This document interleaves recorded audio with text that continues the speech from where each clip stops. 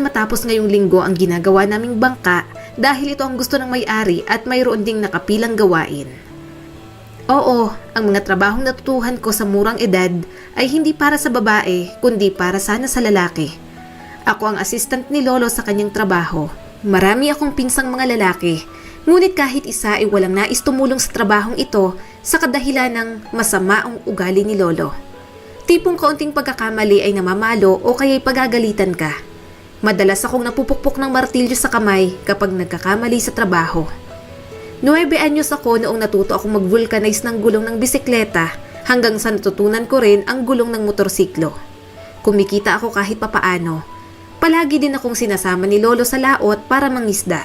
Ngunit palagi ring napapalo ng sagwan kapag nagugulo ang lambat dahil sa malakas na hangin at hindi ko magawang kontrolin ng bangka. Ako rin ang nagpipintura sa mga ginagawa naming bangka at